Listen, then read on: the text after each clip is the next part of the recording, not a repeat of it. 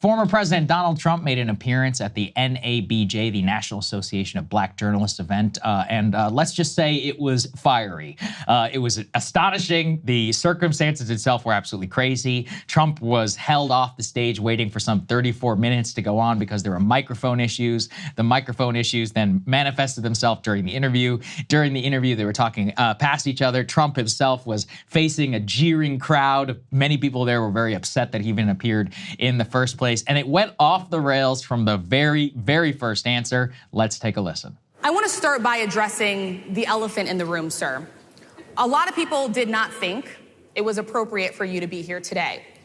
You have pushed false claims about some of your rivals, from Nikki Haley to former President Barack Obama, saying that they were not born in the United States, which is not true. You have told 4 congresswomen of color who were American citizens to go back to where they came from. You have used words like animal and rabid to describe black district attorneys. You've attacked black journalists, calling them a loser, saying the questions that they ask are, quote, stupid and racist. You've had dinner with a white supremacist at your Mar-a-Lago resort.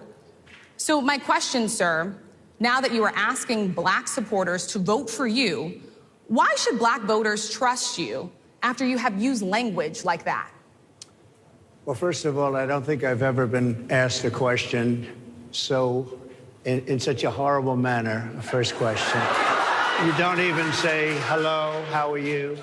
Are you with ABC? I was invited here, and I was told my opponent, whether it was Biden or Kamala, I was told my opponent was going to be here.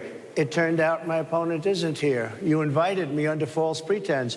And then you said, you can't do it with Zoom. Well, where's Zoom? She's going to do it with Zoom, and she's not coming.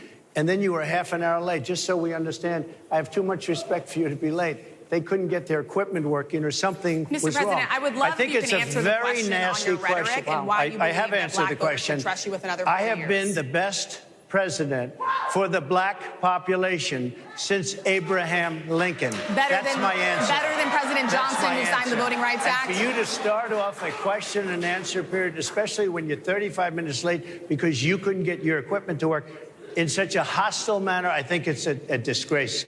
All right, Krystal. That is vintage 2016. I was going to say, I'm checking the calendar because it feels like 2016. He's back, folks. The ear, what was it, like being nice and all of that, it only lasted for a couple of days. This is as Trump has been in quite a long time on the campaign trail there. But, I mean, I guess the only thing that we could say, at least here with the question, is about Kamala Harris, because she was originally said that she couldn't make it, and then apparently, like he was talking there about Zoom. So it's we very have been confused. trying to figure out, is this lady going to speak at this event or not? Well, it's very confused what unfolded in the lead up to this. Apparently, the best I can figure out is she had said, "Hey, I'm not going to come, but I can do this via Zoom." Right. And they were like, "No Zoom." And then once they announced that they were going to interview Trump, and there was this huge, in my opinion, stupid backlash. About platforming? Yeah, I know. You're a journalist. So dumb, yeah. He's the former and potential future president. Like, of course you should interview him. And in my opinion, like, what happened here is very revealing, and it is something that the American public should see, however they feel about it, okay? So in any case, they got a massive backlash over quote-unquote platforming Trump. They had board members who were resigning, et cetera. And so I think in an effort to try to clean things up, then it looks like they went back to, and again, this is the best I can figure out from the reporting that's out there. Then I think they go back to Kamala and say, oh, wait, actually, we can do the Zoom. And by that point, like, she's made other plans or whatever. And so anyway, that was all a mess. And then there were technical difficulties, which as someone, listen, nothing is more frustrating. It's not their fault, like the journalist's fault. Right. They have nothing to do with like setting up the mics and whatever. But you have to remember, he's not as old as Biden, but this is also a cranky old man. So I think that he came in there already loaded for bear, already with an idea of, I'm gonna drop a bomb on this place, and I'm gonna cause the whole country to talk about what it is that I have to say. And by the way, the major comments that everybody's sharing here about Kamala's identity, we're gonna do a whole separate part on that because it's quite clear now that was part of like an intentional campaign strategy. So we're gonna separate that out. But I think, he already was like, I'm going in there with this plan. And then when he had to wait for 30 and so frustrated then it's just off the rails from the beginning. I mean, to her, listen, overall, I didn't think that that this trio, they were kind of at odds with each other. Yes. The questions that I would want asked were not asked, about economics and, the things that really impact people's lives. But let's be clear. That first question, like, she had to ask that first question. I mean, and for in him the to be context of her for him to be event, so I thin-skinned about, this had been controversial for the group. She had to ask that first question, and he just, completely off the rails I just thought from it the was beginning. stupid. It was very Megyn Kelly-esque. It's like, you've called women. So what do you think he's going to say? Yeah, he's going to be like, you know what? You're right. I'm a freaking racist. It's just like so dumb. But look, this is the other thing. I think it's dumb. I think it's like I said, I think she has to ask that question, given like the concerns of the group that she's representing and the controversy going into it. It's unreasonable to expect that you're just going to get like a softball out the gate. You have a limited amount of time with him. He's a very consequential figure, potential future president. The notion that he should just be handed a softball as a first question is preposterous. Oh, I don't think it should be a softball. Yeah. I mean, the last part is, you think you're the most consequential president since Abraham Lincoln for black people. How could you possibly say that in good faith? Maybe let's get into that. But again, and also on a professional level, you and I prepare very stringently for interviews. It's very clear these three ladies didn't talk to each other about who was going to ask what. Yeah, because they're they were always talking across. And so it's funny because afterwards, all these journalists were like, oh my God, they did such a good job. I was like, I thought that was a freaking disaster. And whoever put that thing together, you should be humiliated. We have higher standards here on a YouTube show. Now, there was a consequential and interesting answer here where Harris Faulkner over at Fox News pressed Trump on the JD Vance childless cat lady comments. And you could see here in real time, he both moves from defense to, listen, Vice President, it doesn't even matter at all. Let's take a listen. And that's why this decision is important this time. Bad things happen. You said it twice. When you look at JD Vance, is he ready on day one? Does he what? Ready on day one, if he has to be. I've always had great respect for him and for the other candidates too. But I will say this, and I think this is well documented. Historically, the vice president in terms of the election does not have any impact. I mean, virtually no impact. You have 2 or 3 days where there's a lot of commotion as to who, like you're having it on the Democrat side, who it's going to be. And then that dies down, and it's all about the presidential pick. Virtually never has it mattered. Maybe Lyndon Johnson mattered for different reasons of what we're talking about, not for vote reasons, but for political reasons, other political reasons. But historically, the choice of a vice president makes no difference. The LBJ thing is interesting.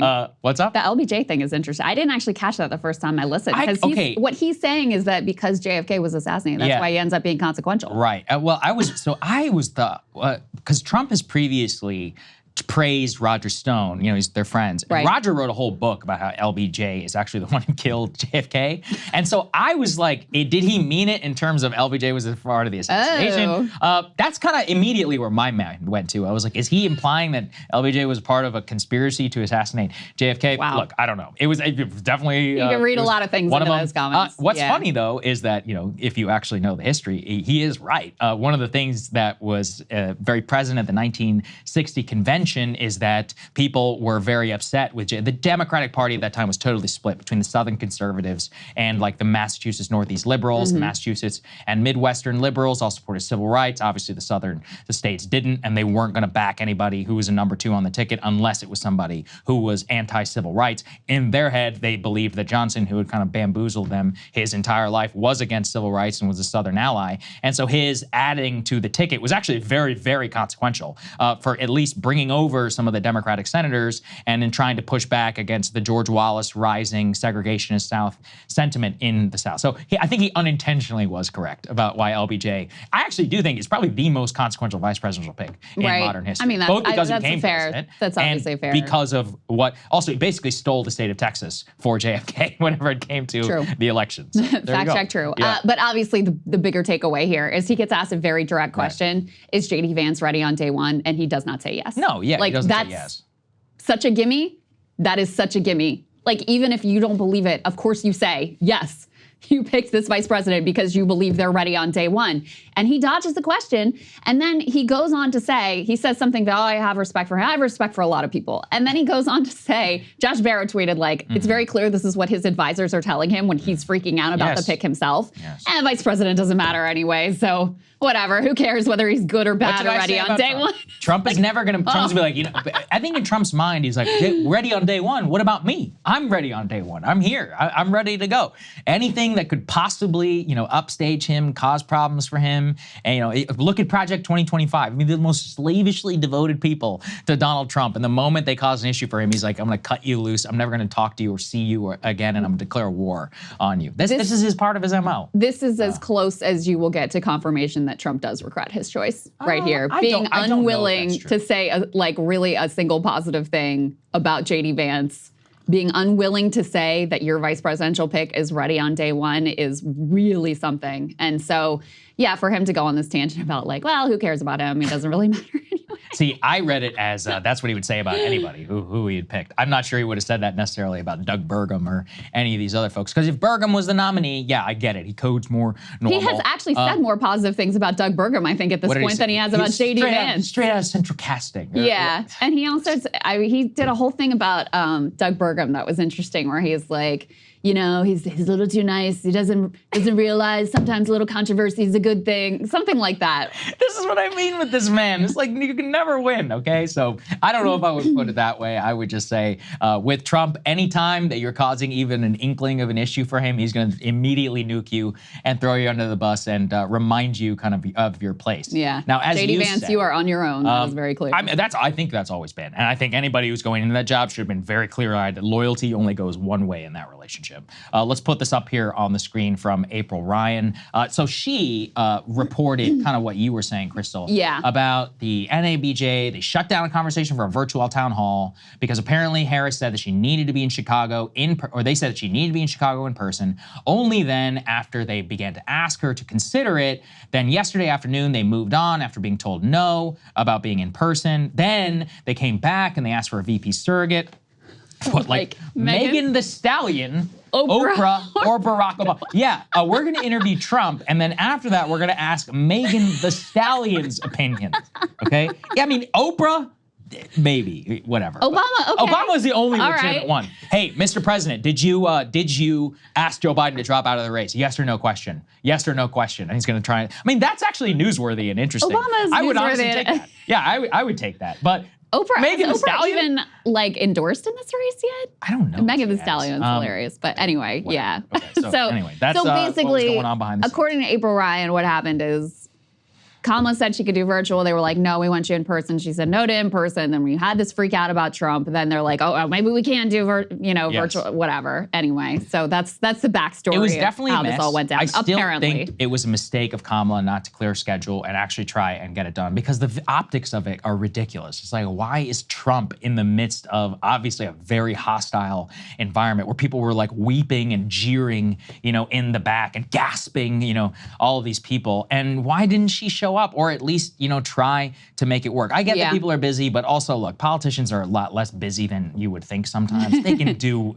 when they want to make something happen, it can happen. Right. I do think, listen. You have a private plane. It takes off 30 minutes late. Okay, come on. It's consistent with she's afraid of these kind of settings because while it would be a friendlier audience for her, you get Harris Faulkner up on the stage. Exactly. And she's not they're gonna feel, especially after doing a tough interview with Trump, they're gonna feel like they need to show balance with Kamala and not just do a softball interview with Kamala.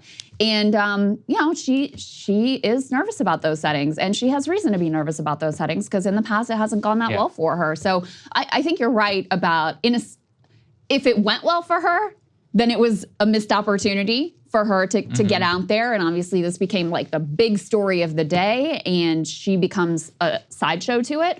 But if it didn't go well for her, then it was the right call to skip it. No, I mean, this is the issue. Strategically, I would do the exact same thing if I were her. I'm going to look at my record and say I'm terrible at management and I'm bad at interviews. You know what I'm not going to do? Interviews. Apparently what she had pushed for was, this was another report about some friendly fireside chat. And to their credit, they're like, no, you have to do an interview. And that's the thing about Rachel Scott. Look, I don't think she did a particularly good job here in this interview, but I have seen her get yelled at by Nancy Pelosi. And, you know, look, any Democrat screaming at you in the hallway, that actually is important. You know, if you are willing to sit there and take it a little bit and actually ask a challenging question. So I don't have any doubt that both her and Harris Faulkner would have pushed her at least a little bit. Yeah. You know, I mean, there are serious questions to be asked here. Did you know that Joe Biden was old? Right. At what point did Joe Biden tell you he was going to run for president? These are ones where if you don't ask that, you are a joke as a journalist. Well, and also really critically, and we're gonna talk to Matt Stoller about what we think she might do as president. What do you believe, lady? We don't know, right? We don't know. And she's already this week, she's changed her position on a number of issues. Fracking, Medicare for all. What am I missing? The border. Yeah.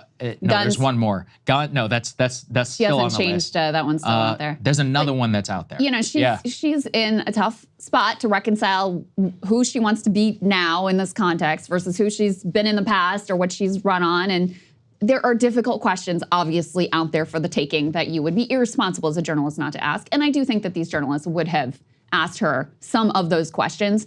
And so, yeah, it's not a surprise to me that she didn't want to be there in person, that she, you know, after they were like, okay, you can do Zoom, was like, I'm busy, because these are the types of situations that she typically does want to avoid. So that doesn't surprise me. So, by the way, in terms of the verdict, we have still not yet come down on whether she's going to appear or not. Allegedly, what did you say? There was something about September she might do it, but that's a month from now. That's not fair. You know, it should be now, like the immediate days. It's only been 11 days since Joe Biden dropped out of the race. Like, you've not done a major interview. You have to. How many rallies has she done? It's not fair to the American public. But I could sit here and cry all day. It's not going to matter. You know, it's like, you know, at the end of the day, she's actually making the right call. I wouldn't say a damn word. I would do these rallies with Megan Thee Stallion, rile people up. She's raising $200 million.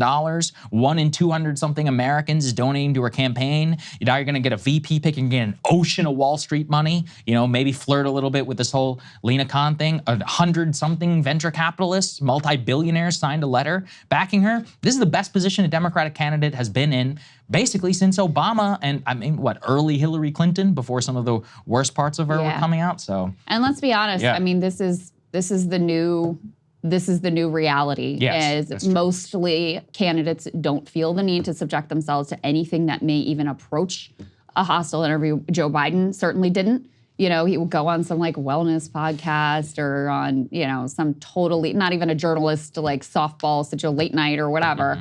I do think it's wildly anti-democratic. I think it's a very negative trend. And you're absolutely right. She has been brought in here at the last minute. There was no democratic process whatsoever that led to this result. And so people deserve even more so to have access to her, hear how she handles these questions, hear how she views her role and her ascension and what she would do with an extraordinary amount of power. Right. You know, people do deserve to hear that, but that doesn't mean that I have any hopes, because if you're just looking tactically, they're playing it exactly the way that they should play it, and the polls reflect that at this point. Hey, if you like that video, hit the like button or leave a comment below. It really helps get the show to more people. And if you'd like to get the full show ad-free and in your inbox every morning, you can sign up at breakingpoints.com. That's right. Get the full show, help support the future of independent media at breakingpoints.com.